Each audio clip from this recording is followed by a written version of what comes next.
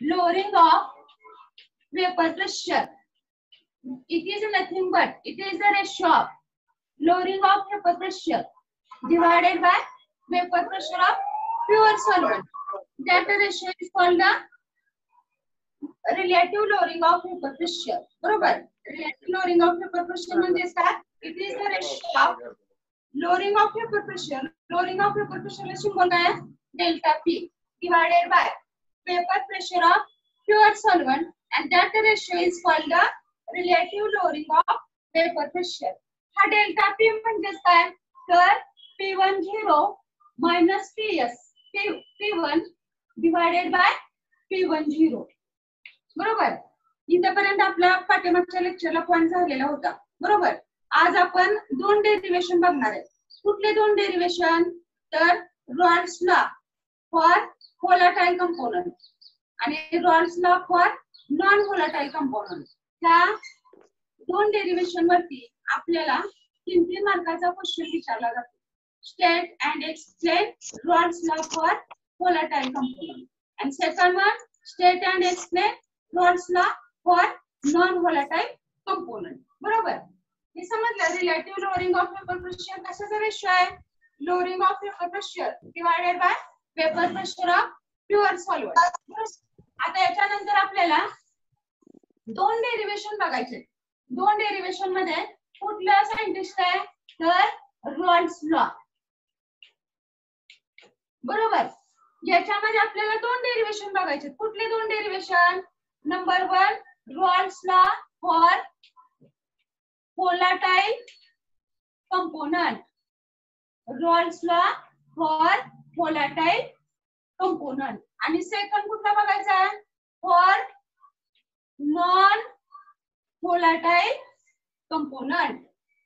State and explain Raoult's law for volatile component. State and explain Raoult's law for non volatile component. असा 3 मार्काचा question तुम्हाला बऱ्याचदा परीक्षेला विचारलेला आहे यापूर्वी. तर आपण आता त्यातला आता रॉल्स लॉ जो आहे त्याचं स्टेटमेंट आपण फॉर्म्युल्यावरून तयार करायचे. बरोबर? म्हणजे डेरिवेशन बघतच आपण रॉल्स लॉ जो स्टेटमेंट बघणार आहे. बरोबर? त्यातलं पहिलं डेरिवेशन आपण बघणार आहे. कुठलं डेरिवेशन आहे? तर Raoult's law for volatile component. बरोबर? आता बघा, नंबर 1 आपल्याला Rawls law for volatile component बघा. एक्सपेरिमेंट द्वारे आपण हा लॉ बघणार आहोत. तर इकडे लक्ष द्या. दोन आपण कंपोनंट कन्सिडर केलेले. किती कंपोनंट कन्सिडर केले? 2 component. Here we can consider. That means 2 vessel always be considered. That means here we can consider 2 volatile component, A1 and A2. This is the first volatile component A1 and this is the second volatile component A2. Here both the component filled with liquid. दोन्ही vessel मध्ये आपण liquid घेतलेले आहे. It is a less volatile. बरोबर? and it is a more volatile. त्याच्यामध्ये सुद्धा आपण काय केलंय? एक लेस व्होलाटाइल घेतलंय आणि दुसऱ्या याच्यामध्ये मोर व्होलाटाइल लिक्विड घेतले. लेस व्होलाटाइल म्हणजे काय? तर याच्यामध्ये जे सॉल्व्हंट मॉलिक्यूल इव्हॅपोरेट होणार आहे 2 नंबर मध्ये त्याचे वेपर मॉलिक्यूल्स पहिल्यापेक्षा काय असणार आहेत? जास्त असणार आहे. बरोबर? आता लक्ष द्या. into the suppose 2 volatile component A1 and A2. A1 is a less volatile and A2 is a more volatile component always given. To the surface of liquid, here consider first component, solvent molecule always be present. To the second, there always present solvent molecules. आता मी आपल्याला difference दिसण्यासाठी हे solvent molecules अशा रेगा दाखवते याच्यामध्ये 2 मध्ये. हा, एक मध्ये आपण एम्प्टी दाखवूया. म्हणजे हा कंपोनंट कुठला आहे? तर A1 आहे सॉल्व्हंट मॉलिक्यूल आणि हा कुठला आहे? तर A2 आहे. बरोबर? whenever liquid molecules evaporate, whenever liquid molecules evaporate, evaporation of liquid molecule takes place. So here we can consider only 2 molecules. आता याच्यामध्ये आपण एक लेस दाखवणार आणि एक मोर दाखवणार आहे. म्हणजे याच्यामध्ये मोर सॉल्व्हंट असतील आणि याच्यामध्ये काय असणार आहे? लेस सॉल्व्हंट मॉलिक्युल्स असणार आहेत. That means liquid molecules can be evaporate. and it can always present in the form of gas or vapors. कशामध्ये अवेलेबल असणार ते गॅस मध्ये किंवा वेपर्स मध्ये अवेलेबल असतील. बरोबर. Again that means here whenever solvent molecule evaporate into that volatile component A1, at that time it can create a vapor pressure above the surface of liquid, and that is denoted by symbol P1 naught. That means P1 naught is nothing but vapor pressure of volatile component A1. That means here solvent molecules can be evaporated in the form of gas or vapor phase. But at that time some pressure can be created, and that pressure is called the vapor pressure of volatile component A1, denoted by symbol P1 naught. Similar here, similar to the surface of the liquid, at that time these solvent molecules collide with each other. Rate of evaporation, rate of condensation becomes equal. At that time some pressure can be created, that is a P2 naught. That is always called a P2 naught. P2 naught is nothing but vapor pressure of pure component A2. And suppose here both vessels are separate, and suppose here we can consider third vessel. Suppose here we can consider third vessel. This volatile component A1 and volatile component A2 can be mixed with each other. That means it can form a solution. It can form a solution. That means here volatile component A1, volatile component A2, A1 plus A2 here we can mix with each other. And to the surface of the liquid, that means here we can say that this is a component A1 and this is a component A2. Always a present A1 and A2. At that time, here you can observe that these A1 components always evaporate to the surface of the liquid, and this A2 component always evaporate to the surface of the liquid. That means here these both components, whenever mixed with each other, it can form a solution, and both are volatile, evaporate easily as compared to A1. A2 can be evaporate component A2 having solvent molecules greater as compared to A1. And here some pressure can be exerted by A1, that is called a P1. And some pressure exerted by A2, that is called a P2. बघा इकडे लक्ष द्या. आपण काय केलंय, vessel वेगवेगळे घेतले सुरुवातीला. एका वेसल मध्ये कंपोनेंट A1 लेस व्होलाटाइल सॉल्व्हेंट घेतलेले आहे. दुसऱ्या ह्याच्यामध्ये काय घेतलंय, मोर व्होलाटाइल कंपोनेंट घेतले, त्याला आपण डिनोट केले A2. बरोबर. नंतर whenever this solvent molecules evaporate, इथे आपण दोनच molecules दाखवलेत, because it is less volatile. That means vapor pressure of component A1 is less as compared to A2. And at that time, some pressure can be exerted, and that pressure is called the P1 naught. So P1 naught is nothing but vapor pressure of pure volatile component A1. And here, similar another vessel, we can fill the liquid that is a more volatile. Whenever solvent evaporate as compared to A1, solvent molecules will be greater because it is a more volatile. More solvent molecule can be evaporated. And at that time, whenever gaseous molecules collide with each other, some pressure can be exerted. That pressure is called P2 naught. So P2 naught is nothing but vapor pressure of volatile component A2. Again, this is a component A1, this is a component A2, both mixed with each other into the third vessel. At that time, here P1 naught, that means component A1 and component A2 can be added. Here to the surface of the liquid, component A1 always present, component A2 always present, and here both can be evaporated to the surface of the liquid. And whenever evaporation of molecule takes place, collide with each other, surface of the liquid to the inner wall of the container, at that time pressure can be exerted. And that pressure is partial vapor pressure of volatile component A1, and P2 is partial vapor pressure of pure component A2.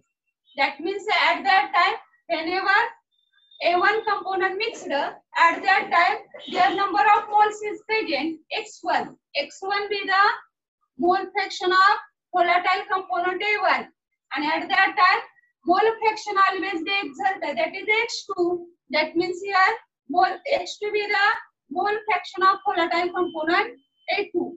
That means here, due to that, here we can observe that here total pressure can be created. That means P1 plus P2. According to Dalton's law of partial pressure, here total pressure can be exerted. Total pressure can be exerted. That means here the scientist wrote, we can say that there will be relationship between partial vapor pressure of volatile component and mole fraction of component present in the solution. This scientist rules याने ज्यावेळेस दोन volatile components study केला तर त्याच्या लक्षात काय आलं की सोल्यूट कंपोनेंट एक कमी घेतला एक जास्त घेतला मोर volatile मिक्स केले. मिक्स करण्यापूर्वी पहिल्या लिक्विड कंपोनेंटचा वेपर प्रेशर किती आहे P1 नॉट आहे, दुसऱ्याचा किती आहे P2 नॉट आहे. मिक्स केल्यानंतर पार्शियल वेपर प्रेशर एका कंपोनेंटचा तयार होईल, पार्शियल वेपर प्रेशर दुसऱ्या कंपोनेंटचा तयार होईल, बरोबर. And whenever mixed with each other and that can form a solution. That means here we can apply Dalton's law of partial pressure. So the scientist rules, he can say that there will be relationship between partial vapor pressure of component and mole fraction of component present in the solution. बरोबर. अशा पद्धतीने आपण इथं relation बघितलं. कशाचं relation बघितलं? Partial vapour pressure of component A1 and partial vapor pressure of component A2 and a mole fraction. बघा एका कंपोनेंट मध्ये A1 लिक्विड घेतले, दुसऱ्यामध्ये काय घेतले A2 लिक्विड घेतले. हा लेस व्होलाटाईल आहे, हा काय मोर व्होलाटाईल आहे. म्हणजे याचे जे सॉल्व्हेंट इव्हॅपोरेट होतील ते कमी असणार आहे. याच्या मानाने हा मोर व्होलाटाईल सॉल्व्हेंट मॉलिक्युल्स जास्त असणार आहे, बरोबर. मग to the surface of liquid gas molecules collide with each other. To the surface of liquid to the walls of the container. म्हणजे याच्यामध्ये सुद्धा rate of condensation rate of evaporation असणार आहे, बरोबर. आणि त्या कंडिशनला जे प्रेशर तयार होते त्या प्रेशरला आपण काय म्हणतो वेपर प्रेशर. मग आता हा प्युअर कंपोनेंट A1 घेतलाय. P1 नॉट म्हणजेच काय vapour pressure of pure component A1 and P2 not be the vapor pressure of pure component A2. Whenever these volatile solute mixed with each other, it can form a solution. And to the surface of the liquid, there are always present solvent molecules A1, solvent molecules A2. It can be evaporate. And suppose P1 be the partial vapor pressure of component A1 and P2 be the partial vapor pressure of component A2.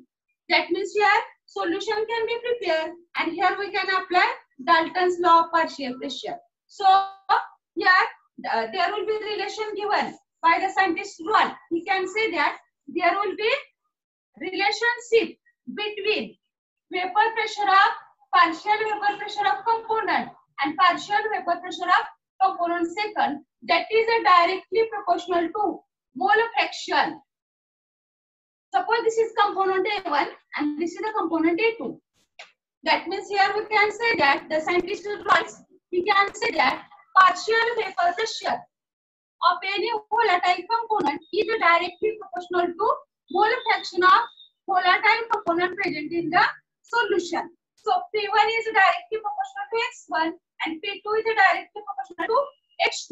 So here we can write P1 equal to P1 naught into X1 and P2 equal to P2 naught into X2. That means P1 is directly proportional to X1, P2 is directly proportional to X2. That means P1 equal to काय आलं मग P1 naught into X1 and P2 equal to P2 naught into X2, where P1 and P2 are called the partial vapor pressure of volatile component A1 and P2 partial vapor pressure of volatile component A2 and X1. X1 be the mole fraction of volatile component A1. X2 be the mole fraction of volatile component A2 and P1 not and P2 naught. Be the vapor pressure of pure solvent of component A1. Vapor pressure of pure component A2.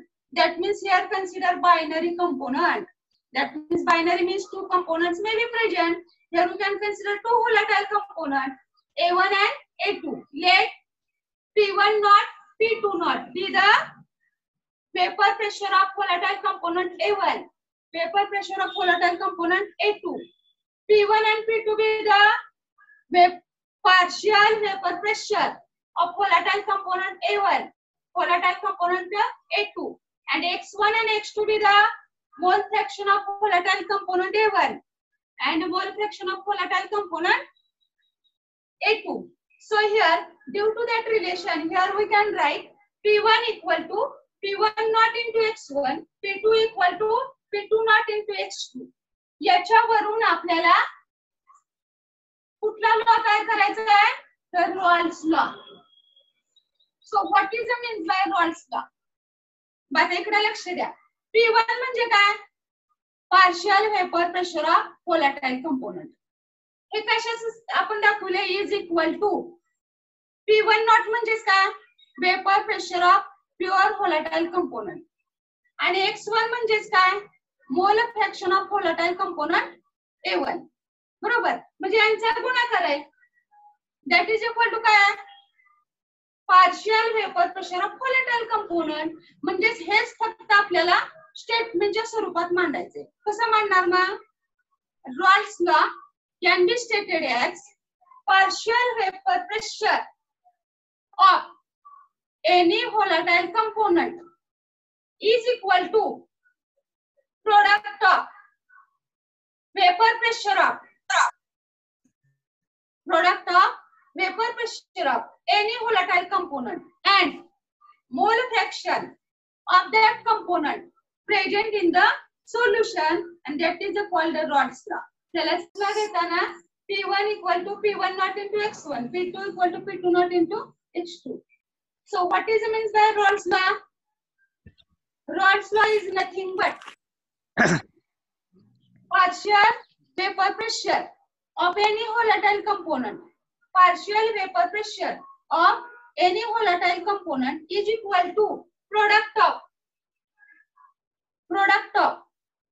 vapor pressure of pure component present in the solution and mole fraction of that component present in the solution, and that is called the Rahl's law. त्यालाच काय म्हणायचं Rahl's law. म्हणजे ते statement लक्षात ठेवायची काय गरज आहे का नाही.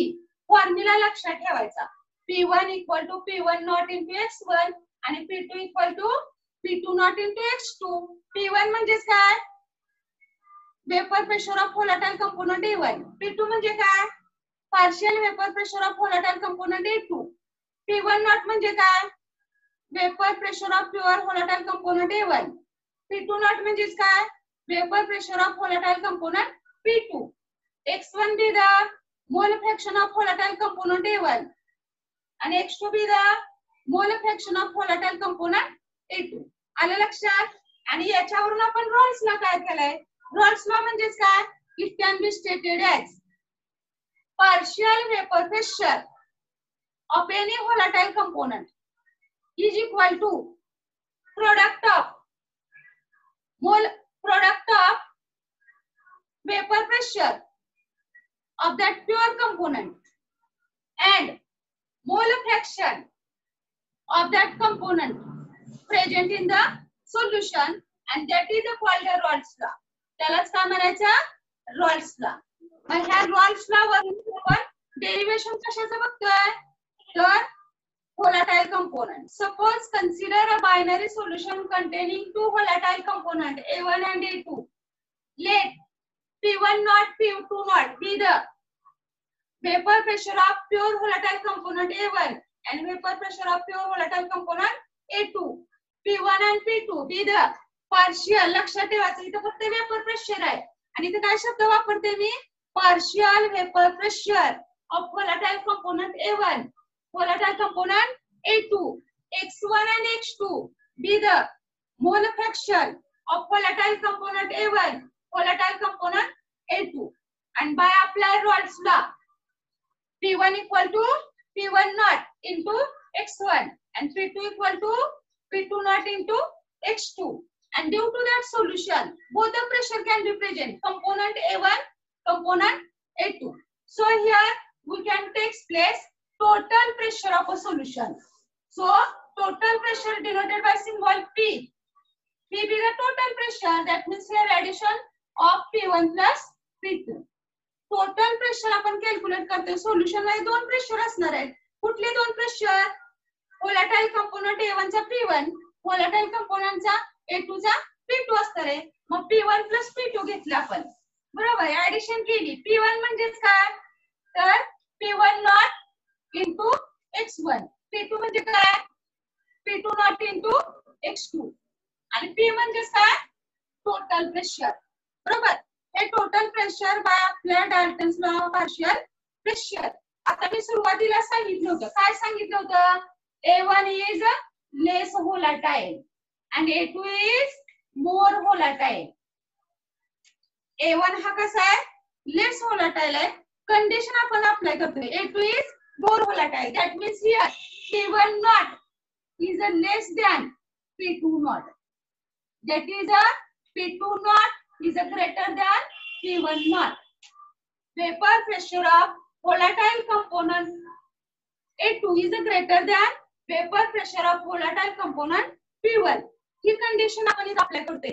And here we can nothing but mole fraction of solute and solute that must be equal to unity. हे आपण डेरिवेशन बघितलेलं आहे. Sum of mole fraction of all component that must be equal to unity. मी ह्या equation वरून आपल्याला X1 घ्यायचा आहे. X1 equal to काय येणार बघा, इकडे लक्ष द्या. हा प्लस आहे, त्या साइडला आल्यानंतर काय होईल? मायनस होईल. म्हणजे काय आला? 1 मायनस X2 आला, 1 मायनस X2 आला. आणि ही जी 1 मायनस X2 ची व्हॅल्यू आहे ती कुठल्या इक्वेशन मध्ये ठेवा? ह्या इक्वेशन मध्ये ठेवा. म्हणजे काय येईल बघा equation? P equal to P1 naught into bracket 1 minus X2 plus P2 naught into X2. आधी आपण X1 equal to 1 minus X2 काय घेतलं? काय घेतलं? इथं आपण कंडिशन अप्लाय केली. काय कंडिशन अप्लाय केली? Vapour pressure of component A2 is greater than vapor pressure of component A1. That is why here we can apply X1 plus X2 equal to 1. So X1 equal to काय आलं? 1 minus X2. हा plus आहे, इकडे ह्या साइडला आल्यानंतर काय होईल? मायनस होईल.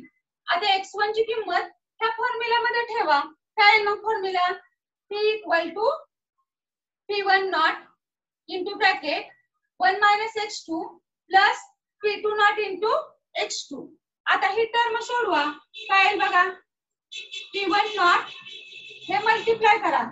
P1 naught into 1 काय येणार? P1 naught येणार minus P1 naught X2 plus P2 naught X2, बरोबर. अशा पद्धतीने हा टोटल प्रेशर P आला. काय काय केलं बघा आपण? फक्त P1 naught ने हा ब्रॅकेट सोडवला. P1 naught minus P1 naught into X2 plus P2 naught into X2, बरोबर. आता याच्यामध्ये हा X2 टर्म एकत्र आणा. टर्म जर एकत्र आणल्या तर काय तयार होईल फॉर्म्युला बघा? P equal to P1 naught plus P2 naught minus P1 naught into X2. P1 plus P2. P equal to काय आहे? तर P1 naught X1 plus P2 म्हणजे काय? P2 naught into X2. इथे आपण X1 plus X2 equal to काय घेतलं? 1 घेतलं. म्हणजे X1 इक्वल टू किती येणार? 1 minus X2. X1 ची किंमत किती आहे? 1 minus X2. इथे ह्या X1 च्या ऐवजी तो फॉर्म्युला ठेवला आपण. मग काय आलं?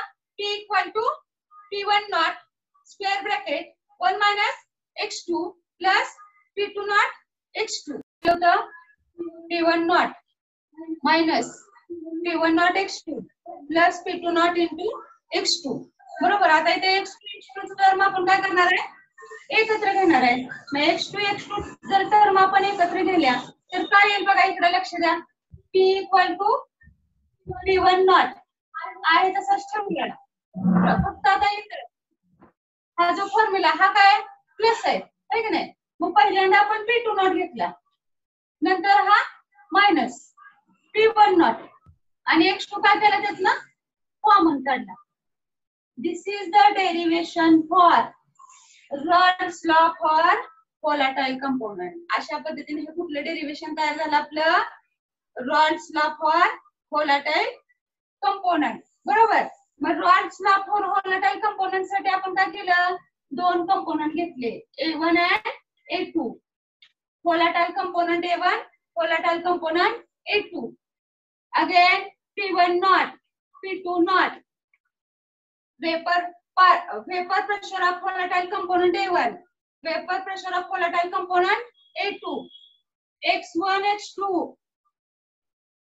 be the mole fraction of volatile component A1, X2 be the mole fraction of volatile component A2, and P1, P2 be the partial vapor pressure of volatile component A1 and volatile component A2.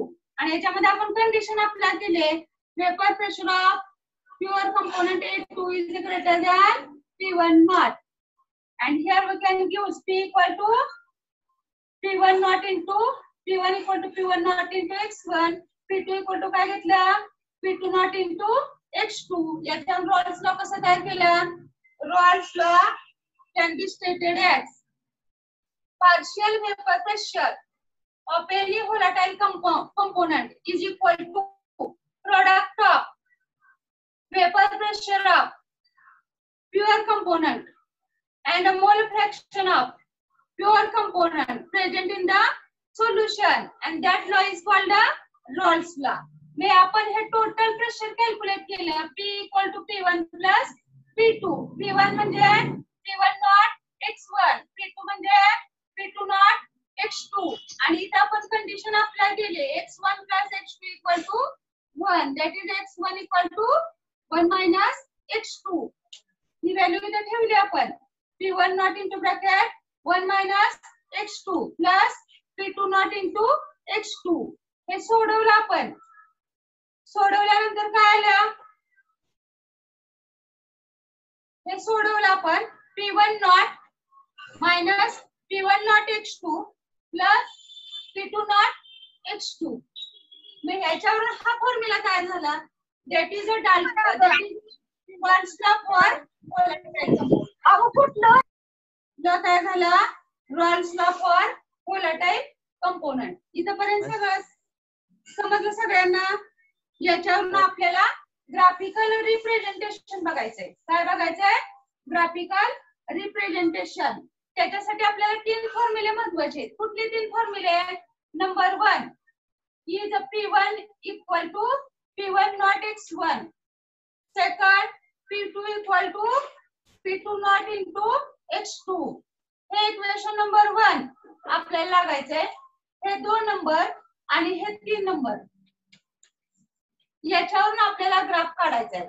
म्हणजे graph कसा असणार आहे, P1 versus X1, P1 versus X1, P2 versus X2, P2 versus X2, and here P1 naught versus X2.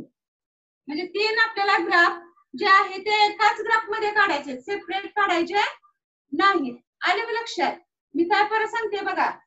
पहिला graph आपला P1 versus X1, दुसरा graph P2 versus X2, तिसरा graph P1 naught versus X2. हे तीनही graph एकाच graph मध्ये आपल्याला दाखवायचे. कशा पद्धतीने दाखवायचे ते आपल्याला बघायचंय. आता लक्ष द्या, तुमचा काय बऱ्याच मुलांचा मॅथ्स आहे. मॅथ्स मध्ये आपण एक फॉर्म्युला वापरतो. कुठला फॉर्म्युला वापरतो, तर y इक्वल टू mx, आणि दुसरा फॉर्म्युला वापरतो y equal to mx plus c. वापरले नाही फॉर्म्युले, बरोबर. म्हणजे आता हा जो y इक्वल टू mx आहे, हे दोन फॉर्म्युले बघायचे. हा P1 म्हणजे काय, y, आणि P1 नॉट म्हणजे काय, m. x1 म्हणजे x, बरोबर. त्याच पद्धतीने हा काय असणार y, हा काय असणार m आणि x. म्हणजे हे जे दोन फॉर्म्युले आहेत, P1 equal to P1 naught into x1, P2 equal to P2 naught into x2, हे फॉर्म्युले दोन कशाशी कंपेअर करायचा, मॅथचा formula y equal to mx. तसाच हा फॉर्म्युला हा y असेल, हा m असेल, हा x असेल आणि हा काय असणार आहे, c असणार आहे. That means y equal to mx plus c.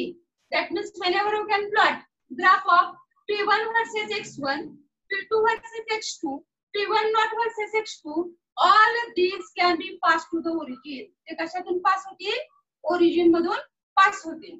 आता आपल्याला पहिला ग्राफ बघायचा आहे. कुठला पहिला ग्राफ बघायचा आहे, तर p1 equal to p1 not into x1. बरोबर. आता मी ह्या साइडने सुरुवात करते बघा, इकडे लक्ष द्या. ही y ऍक्सिस आहे, ही कुठली ऍक्सिस आहे, y ऍक्सिस आहे. आणि ही कुठली ऍक्सिस आहे, तर आपण घेतलेली आहे x ऍक्सिस. कुठली ऍक्सिस घेतली, ही x ऍक्सिस आहे. बरोबर. y ऍक्सिस वर काय असणार आहे, तर वेपर प्रेशर असणार आहे. हा p1 असणार आहे. हा काय असणार आहे, p1 असणार आहे. आणि x ऍक्सिस वर काय असणार, हा मोल फ्रॅक्शन x1 असणार आहे. बरोबर. बघा लक्ष द्या, एकाच ह्याच्यामध्ये आपण 3 ग्राफ प्लॉट करणार आहे. पहिला आपण बघतोय p1 वर्सेस x1. बरोबर. y ऍक्सिस ला वेपर प्रेशर p1 घेतलाय, x ऍक्सिस ला मोल फ्रॅक्शन x1 घेतलाय. आता आपण बघितलं की x1 plus x2 equal to 1. बरोबर. म्हणजे x ची व्हॅल्यू ही 0 to 1 च्या रेंज मध्येच आहे. x ची व्हॅल्यू कशी आहे, 0 to 1 मध्ये. समजा इथं आपण x इक्वल टू 0 घेतलं, x इक्वल टू 0, तर ह्या साइडला काय ना, x equal to 1. Mole fraction x1 equal to 0, x1 equal to 1, 0 to 1 range मध्ये मोल फ्रॅक्शनच्या व्हॅल्यू आहे. बरोबर. मग आता आपण इकडे लक्ष द्या, इथं आपण कंडिशन अप्लाय करतोय. आपण काय कंडिशन अप्लाय करतोय बघा, इकडे लक्ष द्या. p1 not, p1 equal to काय, p1 नॉट इंटू x1 आहे की नाही.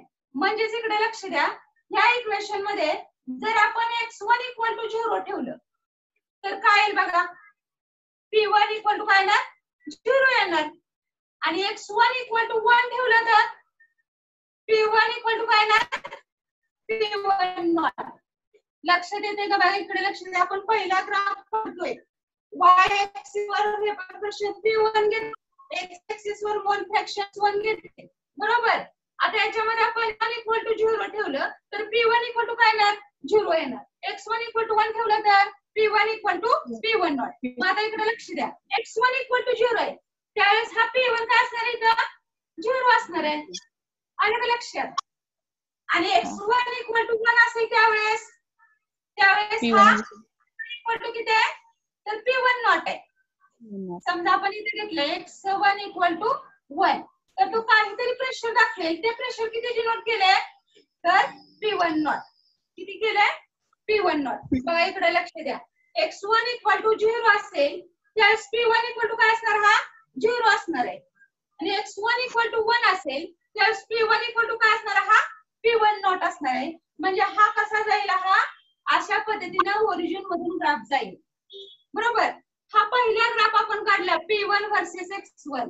y ऍक्सिस वर p1 घेतला, x ऍक्सिस वर x1 घेतला. x1 ची किंमत 0 to 1 पर्यंत आहे. x1 इक्वल टू 0 असेल त्यावेळेस p1 काय असणार आहे, 0 असणार आहे. x1 इक्वल टू 1 असेल त्यावेळेस partial vapour pressure of pure component किती असणार आहे, p1 नॉट असणार आहे. हा पहिला ग्राफ झाला. बरोबर. नंतर आपल्याला कुठला ग्राफ काढायचा बघा, हा पहिला ग्राफ मी इथे लगेच पुसून टाकते. नंतरचा कुठला आहे, p2 equal to p2 naught into x2. बरोबर. आता इकडे लक्ष द्या, आपण इथे x1 इक्वल टू 0 घेतले की नाही, तर इथे x2 इक्वल टू काय करायचं, 1. याचे अपोजिट घ्यायचं. कारण आपण इथे 0 घेतला तर सेम ओरिजिन मधूनच तो ग्राफ जाईल. म्हणून अपोजिट x2 इक्वल टू 1 घेतलं आणि ते x2 इक्वल टू काय असणार आहे, 0 असणार आहे. आलं का लक्षात. इथे आपण x1 इक्वल टू 0 घेतले, त्याच्या उलट x2 इक्वल टू 0 घ्यायचं नाही. ते 0 जर घेतला तर ओरिजिन मधूनच ग्राफ जाईल तो. बरोबर. म्हणून आपण इथे उलट काय केलं, x2 इक्वल टू 1 घेतलं, x2 इक्वल टू 0. आता ह्या इक्वेशन मध्ये तुम्ही x2 इक्वल टू 0 जर ठेवलं तर p2 इक्वल टू काय येणार सांगा बघू, 0 येणार. आणि x2 इक्वल टू 1 ठेवलं तर काय येणार, p2 इक्वल टू p2.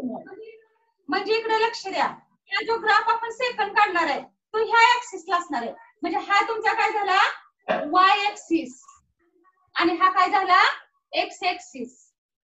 मग एक्स ऍक्सिस वर काय असणार आहे मोल फ्रॅक्शन x2 आणि y ऍक्सिस वर काय असणार आहे वेपर प्रेशर P2 असणार आहे. ज्या पद्धतीने इकडे P1 घेतला त्याच पद्धतीने इकडे काय घेतला आपण y ऍक्सिस घेतला हा P1 नॉट त्याच ऍक्सिस वर असणार आहे बरोबर. आता हा y ऍक्सिस वर हा P2 घेतला बरोबर. आता कंडिशन x2 इक्वल टू 0 त्यावेळेस P2 इक्वल टू काय असणार हा 0 असणार आहे आणि x2 इक्वल टू 1 असेल त्यावेळेस P2 काय असणार आहे हा P2 नॉट असणार आहे. आता इकडे लक्ष द्या हे मी ग्रेटर दाखवलेले आहे कारण का तर पहिल्या याच्यामध्ये सांगितले काय सांगितलंय P2 naught is greater than P1 naught more volatile आहे बरोबर. हा ओरिजिन मधून अशा पद्धतीने काय होईल पास होईल म्हणजे हा ग्राफ P1 चा असेल हा ग्राफ कशाचा असणार आहे P2 चा असणार आहे. आले लक्षात. काय केलं बघा आपण 2 नंबर साठी हा y ऍक्सिस घेतला हा मोल फ्रॅक्शन x2 घेतला बरोबर. इथे ज्यावेळेस 0 त्यावेळेस x2 इक्वल टू 1 घेतलं x2 इक्वल टू 0 हा फॉर्म्युला अप्लाय केलाय. x2 इक्वल टू 0 असेल तर P2 इक्वल टू काय येणार 0 येणार. x2 इक्वल टू 1 असेल तर P2 इक्वल टू काय येणार P2 नॉट येणार बरोबर. मग हे आपण इथे घेतले x2 इक्वल टू 0 P2 काय इथे झाला 0 झाला.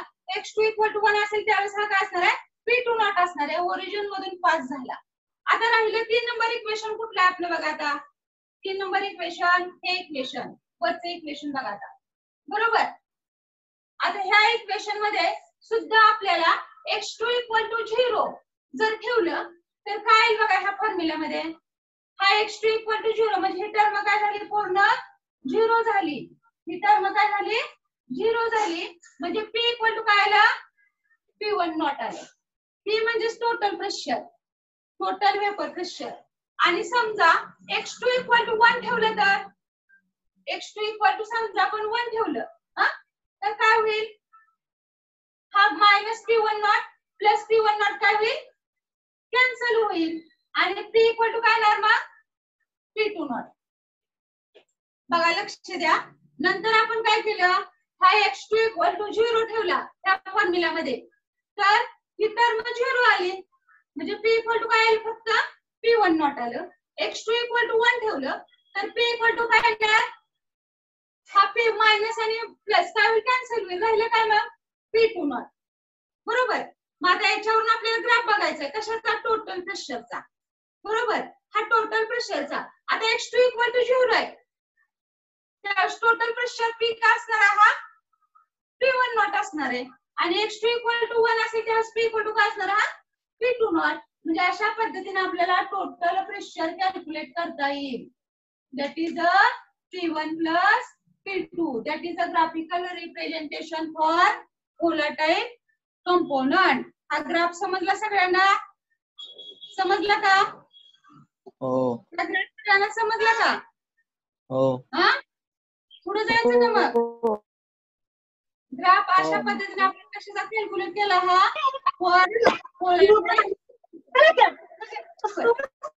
ग्राफ समजला का आणखीन एकदा सांगायला पाहिजे.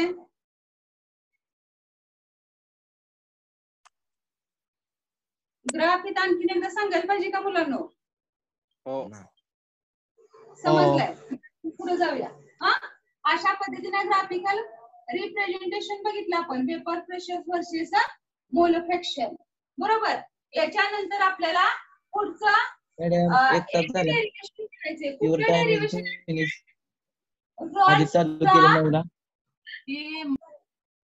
सांगू का ग्राफ आणखीन एकदा सांगायचंय का बर लक्ष द्या. आता ग्राफिकल रिप्रेझेंटेशन बघत असताना आपण कशाचा ग्राफ बघणार आहे कशाचा ग्राफ बघणार आहे वेपर प्रेशर वर्सेस मोल फ्रॅक्शन.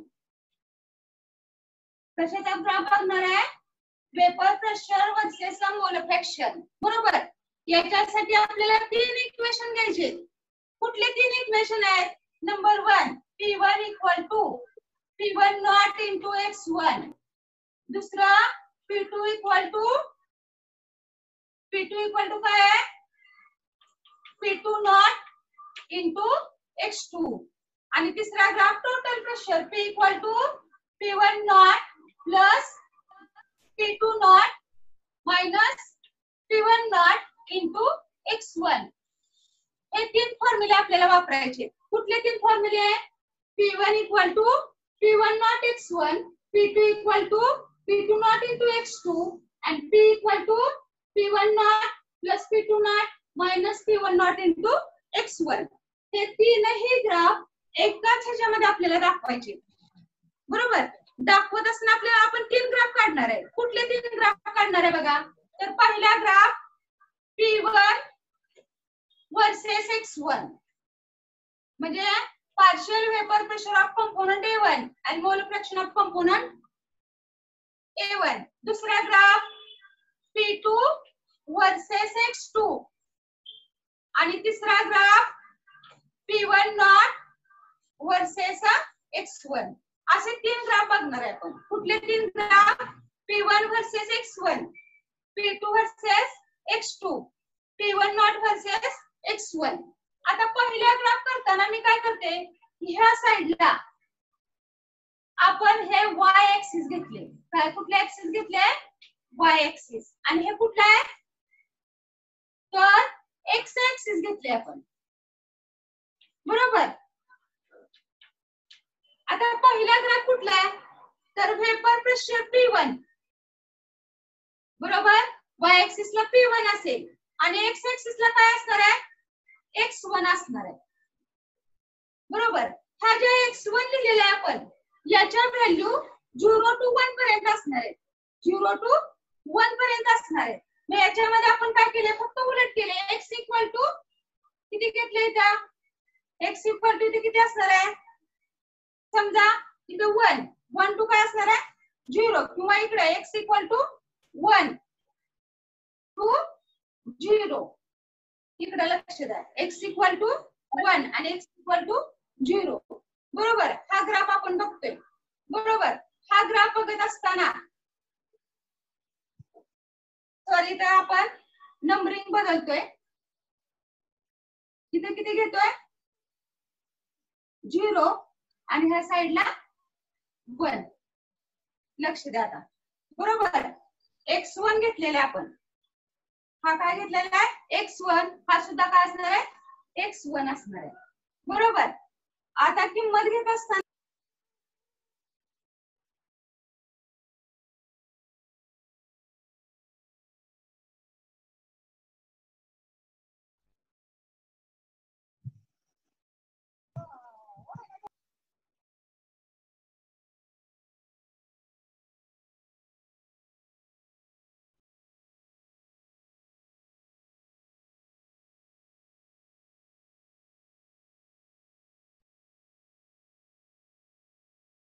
नॉट x2 आणि p equal to p1 naught plus p2 naught minus p1 naught into x1.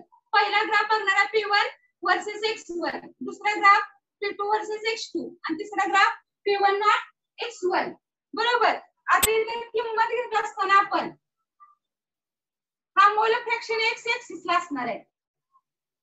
म्हणजे तो कुठला आहे? x1 आहे. बरोबर. आपण पहिला ग्राफ बघतोय p1 वर्सेस x1.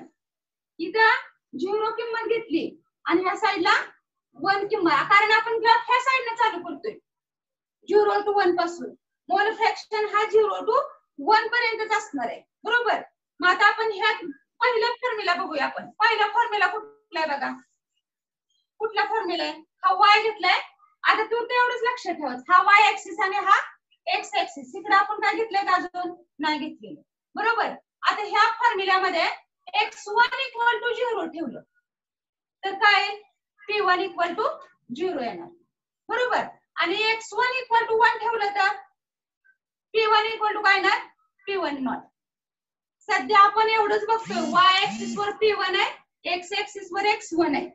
बरोबर. मग आता x1 इक्वल टू 0 आहे त्यावेळेस हा p1 काय असणार आहे? 0 असणार आहे इथं. बरोबर. नंतर x1 इक्वल टू 1 आहे त्यावेळेस p1 इक्वल टू किती आहे? तर p1 नॉट. म्हणजे हा इथं कुठेतरी असेल. p1 नॉट दाखवला आपण अशा पद्धतीने. म्हणजे आणि अशा पद्धतीने इथे लाईन ओढून घ्या. आलं लक्षात? x1 इक्वल टू 0 असेल त्यावेळेस p1 काय झाला? हा 0 झाला. x1 इक्वल टू 1 असेल त्यावेळेस तो काय दाखवतो? हा p1 नॉट इथे दाखवला आपण. हा समजला ग्राफ बरोबर. म्हणजे हा x1 इक्वल टू 0 त्यावेळेस अशा पद्धतीने हा ओरिजिन मधून पास होईल. हा झाला P1 versus x1, P1 versus x1. आता आपल्याला दुसरं इक्वेशन बघायचंय. दुसरं इक्वेशन कुठलं आहे? P2 equal to P2 naught into x2. आता इकडे लक्ष द्या.